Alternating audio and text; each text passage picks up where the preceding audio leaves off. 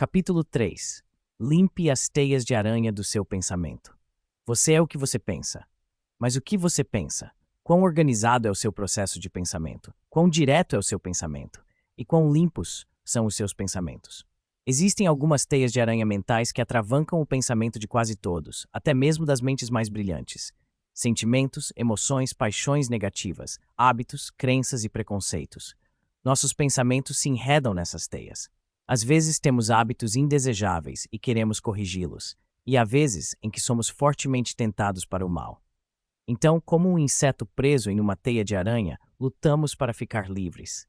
Nossa vontade consciente está em conflito com nossa imaginação e com a vontade de nossa mente subconsciente. Quanto mais lutamos, mais aprisionados ficamos. Algumas pessoas desistem e experimentam conflitos mentais infernais. Outras aprendem a usar os poderes do subconsciente. Estas são as vitoriosas. E o sucesso por meio da atitude mental positiva lhe ensina como explorar e usar esses poderes. Um inseto pode não ser capaz de evitar ser apanhado numa teia de aranha, e uma vez preso, é incapaz de libertar-se. Existe uma coisa, no entanto, sobre a qual cada pessoa tem absoluto controle inerente, que é sua atitude mental. Podemos evitar as teias de aranha mentais, podemos limpá-las, e podemos varrê-las quando começam a se desenvolver. Podemos nos libertar quando enredados, e podemos permanecer livres. Você faz isso por meio de pensamento exato com MP. Pensamento exato é um dos 17 princípios do sucesso revelados em Atitude Mental Positiva. Para pensar com exatidão, você deve usar a razão. A ciência de raciocínio ou pensamento exato chama-se lógica. Pode-se aprender em livros escritos especificamente sobre esse assunto, tais como The Art of Clear Thinking, de Rudolf Flesch, Your Most Enchanted Listener, de Wendell Johnson, Introdução à Lógica, de Irving Copy, e The Art of Straight Thinking, de Edwin Leavitt Clark. Esses livros podem ser de imensa ajuda prática, mas não agimos apenas pela razão, e a ação baseada no senso comum é o resultado de mais que razão apenas. Depende de hábitos de pensamento e ação, intuições, experiências e outras influências, tais como tendências e ambiente. Uma das teias de aranha do nosso pensamento é supor que agimos apenas pela razão, quando na realidade, cada ato consciente é resultado de fazer o que queremos. Tomamos decisões. Ao raciocinarmos, há uma tendência para chegarmos a conclusões favoráveis sobre os fortes impulsos internos de nossa mente subconsciente. E essa tendência existe em todos, até mesmo nos grandes pensadores e filósofos. Em 31 a.C., um filósofo grego que vivia em uma cidade no mar Egeu queria ir para Cartago. Ele era professor de lógica, portanto, contemplou razões a favor da viagem e razões contrárias. Para cada razão pela qual deveria ir, ele descobriu que existiam muitas razões mais para não ir. Claro que ele ficaria mareado. O barco era tão pequeno que uma tempestade poderia colocar sua vida em risco. Piratas com embarcações velozes estavam à espera para saquear navios mercantes na costa de Trípoli. Se seu navio fosse capturado, eles levariam seus bens materiais e o venderiam como escravo. A prudência indicava que ele não deveria fazer a viagem. Mas ele fez. Por quê? Porque ele quis. Acontece que emoção e razão devem estar em equilíbrio na vida de todos. Nenhuma das duas deve exercer o controle sempre. Então, às vezes é bom fazer o que você quer fazer, em vez do que a razão teme. Sobre esse filósofo, ele fez uma viagem muito agradável e voltou para casa em segurança. E houve ainda Sócrates, o grande filósofo ateniense, que viveu entre 470 a.C. e 399 a.C. Ele entrou para a história como um dos pensadores mais proeminentes de todos os tempos. Sábio como Sócrates era, havia teias de aranha em seu pensamento também. Quando jovem, Sócrates apaixonou-se por Xantipa. Ela era muito bonita. Ele não era bem apessoado, mas era persuasivo. Indivíduos persuasivos parecem ter a capacidade de obter o que querem. Sócrates obteve sucesso em convencer Xantipa a se casar com ele. Você está vendo somente o cisco no olho do outro? Depois que a lua de mel acabou, as coisas não foram muito bem em casa. A esposa começou a ver os defeitos dele, e ele viu os dela. Ele era motivado pelo egoísmo. Ele era egoísta. Ela reclamava sempre dele. Sócrates teria dito: "O meu objetivo na vida é lidar bem com as pessoas. Escolhi Xantipa, pois sabia que se conseguisse me dar bem com ela, me daria bem com qualquer um." Isso é o que ele dizia. Mas suas ações desmentem as palavras. É duvidoso que ele tenha tentado se dar bem com mais que umas poucas pessoas. Quando você sempre tenta provar aos outros que eles estão errados, você os repele ao invés de atrair, como Sócrates fez.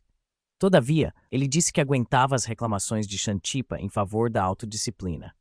Mas teria desenvolvido verdadeira autodisciplina caso tivesse tentado compreender sua esposa e influenciá-la por meio da mesma atenção sensível e das expressões de amor usadas para persuadi-la a se casar com ele. Sócrates não viu a viga no seu próprio olho, mas viu o cisco no olho de Xantipa. Claro, ela também não era inocente. O casal era como muitos maridos e esposas são hoje em dia. Depois do casamento, deixam de comunicar seus verdadeiros sentimentos de afeto, compreensão e amor um pelo outro. Deixam de empregar as mesmas personalidades e atitudes mentais agradáveis que fizeram do namoro uma experiência tão feliz. Negligência também é uma teia de aranha. Agora, Sócrates não leu atitude mental positiva, tampouco Xantipa. Caso tivesse lido, ela saberia como motivar o marido para que sua vida doméstica fosse mais feliz. Ela teria visto a viga no próprio olho, em vez do cisco no olho de Sócrates. Teria controlado suas próprias reações e sido sensível às reações do marido. Na verdade, Xantipa poderia ter provado a falácia da lógica de Sócrates depois que lesse o capítulo 5, intitulado E Algo Mais. E, como a história de Sócrates prova que ele viu apenas o cisco no olho de Xantipa, contaremos a de outro jovem. Ele aprendeu a ver a viga no seu próprio olho. Mas antes, vamos ver como se desenvolve o hábito de reclamar. Veja, quando sabe a causa de um problema, você pode muitas vezes evitá-lo. Ou pode encontrar sua própria solução para esse problema, caso já esteja às voltas com ele. Em A Linguagem no Pensamento e na Ação, Samuel Ichi Hayakawa escreveu: a fim de curar o que ela acredita ser os defeitos do marido, uma esposa pode reclamar dele. Os defeitos dele pioram, então ela reclama um pouco mais. Naturalmente, os defeitos dele ficam ainda piores, e ela reclama ainda mais. Governada por uma reação fixa ao problema dos defeitos do marido, ela pode enfrentar aquilo de um só jeito. Quanto mais continua, pior fica, até que ambos ficam com os nervos em frangalhos. O casamento deles é destruído e suas vidas são despedaçadas. Mas e quanto ao jovem? Na primeira noite de uma turma de AMP, a Ciência do Sucesso, foi perguntado a ele: por que está fazendo este curso? Por causa da minha esposa, respondeu. Muitos dos alunos riram, mas não o instrutor. Ele sabia por experiência própria que existem muitos lares infelizes quando o marido ou a esposa vê os defeitos do outro, mas não os próprios. Ele restaurou a felicidade em sua casa. 4 semanas mais tarde, em uma conferência privada, o instrutor perguntou ao aluno: como você está lidando com o seu problema? Está resolvido? Que maravilha! Mas como você resolveu? Eu aprendi. Quando sou confrontado com um problema que envolve mal-entendidos com outras pessoas, devo começar primeiro por mim mesmo. Quando examinei minha própria atitude mental, descobri que era negativa. No fim, meu problema realmente não estava em minha esposa, estava em mim. Ao resolver meu problema, verifiquei que eu não tinha mais um problema com ela. Então, se Sócrates tivesse dito a si mesmo: quando me deparo com um problema que envolve um mal-entendido com Xantipa, devo começar primeiro por mim mesmo. E o que aconteceria se você dissesse a si mesmo: quando me deparo com um problema que envolve um mal-entendido com outra pessoa, devo começar primeiro por mim mesmo? Sua vida seria mais feliz, mas existem muitas outras teias de aranha que interferem na felicidade. Curiosamente, o maior obstáculo é a própria ferramenta do pensamento: as palavras. Palavras são símbolos, como Issei Hayakawa nos diz em seu livro, e você vai descobrir que um símbolo de uma única palavra pode significar para você a soma total de uma combinação de inúmeras ideias, conceitos e experiências. E ao continuar a ler Atitude Mental Positiva, vai ver também que o subconsciente se comunica instantaneamente com a mente usando símbolos. Por meio de uma palavra, você pode motivar os outros a agir. Quando você diz a outra pessoa, você pode, isso é sugestão. Quando você diz a si mesmo, eu posso, por autossugestão, mas haverá mais sobre essas verdades universais no próximo capítulo. Primeiro, vamos reconhecer que toda uma ciência tem crescido em torno de importantes descobertas feitas sobre as palavras e a comunicação de ideias por meio das palavras. A ciência da semântica. Hayakawa é um especialista neste campo. Ele nos diz que descobrir o que uma palavra realmente significa nos lábios de outra pessoa, ou até mesmo em seus próprios lábios, é essencial no processo do pensamento exato. Mas como se faz isso? Simplesmente seja específico. Comece com uma convergência de ideias e muitos mal-entendidos desnecessários serão evitados. Uma palavra pode causar uma discussão. O tio de um menino de 9 anos estava visitando a casa dos pais do garoto. Uma noite, quando o pai chegou em casa, o seguinte diálogo foi travado. O que você acha de um menino mentiroso? Não acho grande coisa, mas disto tenho certeza. Meu filho diz a verdade. Ele disse uma mentira hoje. Filho, você contou mentira para o seu tio? Não, pai. Vamos esclarecer isso. Seu tio diz que você mentiu. Você diz que não. O que aconteceu exatamente? Ele perguntou, virando-se para o tio. Bem, eu lhe disse para levar seus brinquedos para o porão. Ele não fez e me disse que fez. Filho, você levou seus brinquedos para o porão? Sim, pai. Filho, como você explica isso? Seu tio diz que você não levou seus brinquedos para o porão e você diz que levou. Há vários degraus que levam do primeiro andar ao porão. Cerca de 4 degraus para baixo tem uma janela. Coloquei meus brinquedos no peitoril da janela. O porão é a distância entre o chão e o teto. Meus brinquedos estão no porão. A discussão entre o tio e o sobrinho deveu-se à definição de uma palavra: porão. O menino provavelmente sabia que seu tio se referia, mas era preguiçoso e não queria percorrer todo o caminho até lá embaixo. Quando foi confrontado com a punição, o garoto tentou safar-se usando a lógica para provar seu ponto de vista. Isso pode ser intrigante. Mas mais motivadora será a história de um jovem que não sabia o que significava o mais importante símbolo em palavra de qualquer idioma. E qual é a palavra mais importante em qualquer língua? Essa palavra é Deus. Não faz muito tempo, um estudante da Universidade de Columbia foi ao reverendo Harry Emerson Fosdick, ministro emérito da Igreja Riverside de Nova York. O aluno mal tinha passado pela porta e disse: "Eu sou ateu." Ao sentar, repetiu em tom de desafio: "Eu não acredito em Deus." Vamos começar com uma convergência de ideias. Pois bem, felizmente, Fosdick também era um perito no campo da semântica. Ele sabia de longa experiência que nunca poderia comunicar-se com outra pessoa sem entender exatamente o que ela queria dizer com as palavras que usava. Ele também sabia da necessidade de a outra pessoa compreender a que ele se referia. Então, em vez de ofender-se com a observação impetuosa do estudante, Fosdick expressou um interesse genuinamente amigável e aí solicitou: "Por favor, descreva-me o Deus no qual você não acredita." O jovem precisou pensar, como todo mundo precisa pensar quando é feita uma pergunta que não gera uma resposta reflexa de sim ou não. Fosdick sabia que a pergunta certa poderia varrer as espessas teias de aranha de pensamento negativo para fora da mente do jovem. Depois de algum tempo, o estudante começou a tentar descrever o Deus no qual ele não acreditava. Ao fazê-lo, deu ao ministro uma imagem clara do Deus que ele rejeitava. "Bem", disse o reverendo Fosdick, quando o estudante havia terminado, "se esse é o Deus em que você não acredita, também não acredito nele. Então somos ambos ateus. No entanto", continuou, "ainda temos o universo em nossas mãos. O que você acha disso, sua formação, seu significado?" Antes do jovem deixar Fosdick, descobriu que não era ateu, mas um teísta muito bom. Ele acreditava em Deus. O reverendo Fosdick não se deixou abalar pelo uso indefinido de uma palavra. Nesse caso, ele ajudou a varrer as teias de aranha do pensamento do jovem fazendo-lhe perguntas. A resposta simples e clara a respeito daquilo em que o rapaz não acreditava foi o suficiente para permitir uma convergência de ideias. A segunda pergunta dirigiu os pensamentos do jovem para os canais apropriados e deu a Fosdick a oportunidade de explicar o significado do Deus universal. Pernas de rã ensinaram-lhe lógica.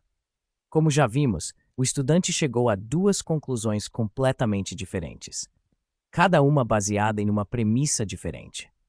Teias de aranha irão interferir no pensamento exato e fazer com que você chegue a uma conclusão errada quando começar com uma premissa falsa. W. Clement Stone teve uma experiência divertida com isso, que ele descreve como segue. "Quando garoto, eu gostava de comer pernas de rã. Um dia, em um restaurante, foi servida perna de rã gigante e não gostei. Naquele instante, decidi que não gostava de pernas de rã grandes. Alguns anos depois, estava em um restaurante fino em Louisville, Kentucky, e vi pernas de rã no menu. Minha conversa com o garçom foi assim: São pernas de rã pequenas? Sim, senhor. Tem certeza? Não gosto das grandes. Sim, senhor. Se forem pequenas, para mim será ótimo. Sim, senhor. Quando o garçom trouxe a entrada, vi que eram pernas de rã gigantes. Fiquei irritado e disse: "Não são pernas de rã pequenas. São as menores que conseguimos, senhor", respondeu o garçom. Ao invés de ser desagradável, comi as pernas de rã. E gostei tanto que desejei que tivessem sido maiores. Aprendi uma lição de lógica. Ao analisar o assunto, percebi que minhas conclusões sobre os méritos de pernas de rã pequenas e grandes tinham sido baseadas na premissa errada. Não era o tamanho das pernas de rã que as tornavam desagradáveis. O fato foi que as pernas de rã gigantes que comi pela primeira vez não estavam frescas. Eu havia associado minha aversão por pernas de rã gigantes com o tamanho e não com a deterioração. Vemos que as teias de aranha impedem o pensamento exato quando começamos com a premissa errada. Muita gente pensa erroneamente quando permite que certos símbolos todo-abrangentes em palavra atravanquem sua mente com falsas premissas. Palavras ou expressões como sempre, somente, nunca, nada, todos, ninguém, não pode, impossível ou muito frequentemente são premissas falsas. Por consequência, quando são usadas dessa maneira, as condições lógicas são falsas. Necessidade somada a AMP pode motivá-lo a ter sucesso. Existe uma palavra que, quando usada com AMP, motiva a pessoa à realização honrosa. Quando usada com AMN, torna-se desculpa para mentiras, enganação e fraude. Necessidade é a palavra. A necessidade é a mãe da invenção e o pai do crime. Padrões invioláveis de integridade são fundamentais para toda realização que vale a pena e são parte integrante de AMP. Ao longo de todo este livro, você vai ler muitas histórias de sucesso nas quais as pessoas são motivadas pela necessidade. E em cada um desses casos, vai verificar que as pessoas alcançaram sucesso sem transgredir um padrão inviolável de integridade. Lee Braxton é um desses homens. Lee Braxton, de Whiteville, Carolina do Norte, era filho de um ferreiro muito esforçado. Ele era o 10º filho de uma família de 12. Então você pode dizer, comentou Braxton, que travei conhecimento com a pobreza no início da vida. Por meio de trabalho duro, consegui terminar o 6º ano na escola. Engraxei sapatos, entreguei mantimentos, vendi jornais, trabalhei em uma fábrica de meias, lavei automóveis e servi como ajudante de mecânico. Quando se tornou um mecânico, pareceu a Lee que ele tinha subido tanto quanto poderia. Talvez ainda não tivesse desenvolvido a insatisfação inspiradora. A certa altura, se casou. E juntos, ele e a esposa viviam em grande contenção de gastos. Ele estava acostumado com a pobreza, e parecia-lhe impossível quebrar os laços que o seguravam, embora fosse parcamente remunerado e mal sustentasse a família. Os Braxtons já estavam em terrível dificuldade para fazer face às despesas quando, para completar o quadro da derrota, ele perdeu o emprego. Sua casa estava prestes a ser tomada porque Lee não tinha condições de cumprir os pagamentos da hipoteca. Parecia uma situação irremediável. Mas ele era um homem de caráter. Também era um homem religioso, e acreditava que Deus é sempre um bom Deus. Então orou em busca de orientação. Como se em resposta à sua oração, recebeu o livro Quem Pensa Enriquece de um amigo. Esse amigo tinha perdido o emprego e a casa na depressão, mas ficara motivado para recuperar sua fortuna depois de ler Quem Pensa Enriquece. Agora, Lee estava pronto. Ele leu o livro vez após vez. Estava em busca de sucesso financeiro. Disse para si mesmo: "Parece-me haver algo que devo fazer. Preciso acrescentar algo. Nenhum livro fará isso por mim. A primeira coisa que devo fazer é desenvolver uma atitude mental positiva em relação às minhas habilidades e minhas oportunidades. Certamente preciso escolher uma meta definida. Quando fizer, devo mirar mais alto do que no passado. Mas tenho que começar. Vou começar com o primeiro trabalho que conseguir encontrar." Procurou trabalho e encontrou um. De início não recebia muito, porém, não muitos anos depois de ter lido Quem Pensa Enriquece, Lee Braxton havia organizado e se tornado presidente do First National Bank de Whiteville, fora eleito prefeito de sua cidade e se envolvera em muitas atividades empresariais bem-sucedidas. Veja, Lee tinha mirado alto, na verdade muito alto. Havia adotado como objetivo maior ficar rico o suficiente para se aposentar aos 50 anos de idade. Alcançou o objetivo 6 anos antes do tempo, aposentando-se das atividades empresariais com riqueza substancial e uma bela renda independente com 44 anos. Depois da aposentadoria, seguiu levando uma vida útil. Dedicou todos seus esforços para ajudar o evangelista Oral Roberts em seu ministério. Os empregos que ele pegou E os investimentos que fez na escalada do fracasso para o sucesso não são importantes aqui. O importante é que a necessidade motiva um homem com homem para a ação sem transgredir padrões invioláveis reconhecidos. Um homem honesto não vai enganar, trapacear ou roubar por causa da necessidade. Honestidade é inerente a ambos. Necessidade, AMN e crime. Agora, compare um homem assim com as muitas milhares de pessoas com AMN presas por roubo, desfalque ou outros crimes. Quando você pergunta o primeiro motivo pelo qual roubaram, a resposta invariavelmente é tive que. E assim acabaram na prisão. Elas se permitiram ser desonestas porque as teias de aranha em seus pensamentos levaram-nas a acreditar que a necessidade obriga alguém a se tornar desonesto. Há alguns anos, enquanto fazia aconselhamento pessoal na biblioteca da Penitenciária Federal de Atlanta, Napoleon Hill manteve várias conversas confidenciais com Al Capone. Em uma dessas conversas, o autor perguntou: "Como você começou na vida do crime?" Capone respondeu com uma palavra: necessidade. Então vieram-lhe lágrimas aos olhos e ele engasgou. Começou a contar algumas das coisas boas que tinha feito e os jornais nunca haviam mencionado. Claro, essas coisas parecem insignificantes em comparação com o mal que é atribuído a ele. Aquele homem infeliz desperdiçou a vida, destruiu sua paz mental, minou seu corpo físico com uma doença mortal e espalhou medo e desastre no caminho que seguiu. Tudo porque nunca aprendeu a limpar as teias de aranha de seu pensamento a respeito de necessidade. E quando Capone contou de suas boas ações, dando a entender que compensavam em grande medida os erros cometidos, ele indicou claramente outra teia de aranha que o impedia de pensar com exatidão. Embora um homem possa neutralizar o mal feito por meio de arrependimento verdadeiro, seguido por uma vida de boas ações, Capone não era esse tipo de homem. Mas havia um homem assim. Ele foi um adolescente problemático. No entanto, sua mãe nunca perdeu a esperança, apesar de muitas de suas orações específicas para ele parecerem sem resposta. Ela nunca perdeu a fé, independentemente das escapadas ou dos delitos do filho. Ele era um filho adolescente problemático. Esse jovem se tornou um filho adolescente problemático educado, intelectual, apaixonado e sensual. Ele tinha orgulho em ser o primeiro, mesmo no mal. Dizem que desobedeceu os pais e professores, mentiu e enganou, cometeu furtos, trapaceou no jogo, entregou-se a excessos alcoólicos e sexuais.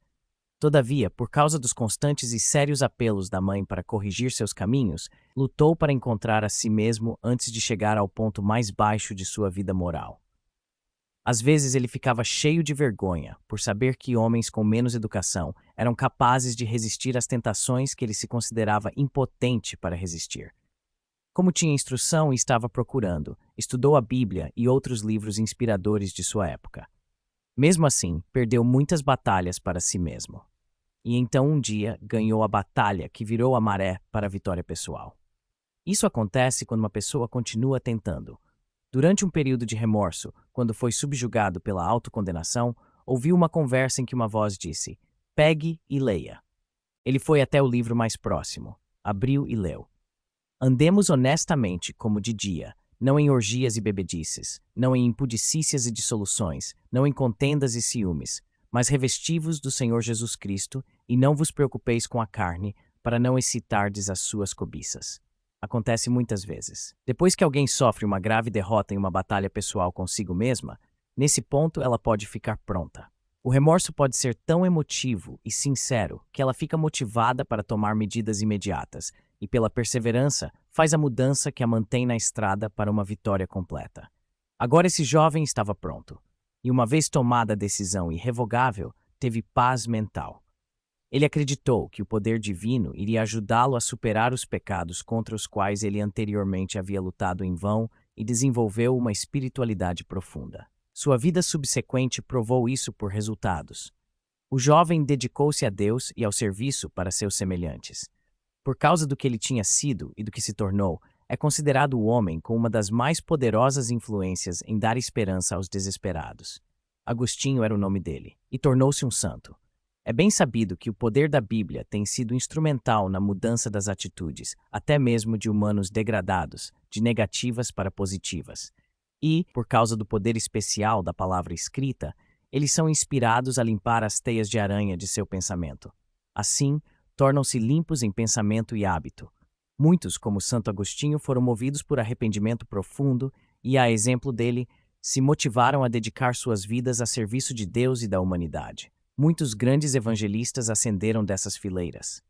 Agora, existem certas pessoas boas, de forte fé religiosa, que também leem suas Bíblias, mas nos dizem: não tente interferir com Deus, quando recomendamos outros livros inspiradores. Teias de aranha impedem-nas de tentar extrair o bem onde quer que ele possa ser encontrado. Não tente interferir com Deus.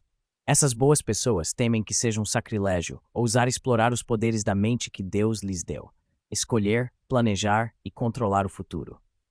Muitos livros de inspiração são escritos para motivar o leitor a direcionar seus pensamentos, controlar suas emoções e ordenar o seu destino. E com frequência ajudam-no a compreender as verdades da Bíblia. Isso é verdade, por exemplo, no caso de um best-seller de não-ficção como O Poder do Pensamento Positivo. Em seu livro, Norman Vincent Peale empenha-se em motivar o leitor a aprimorar-se.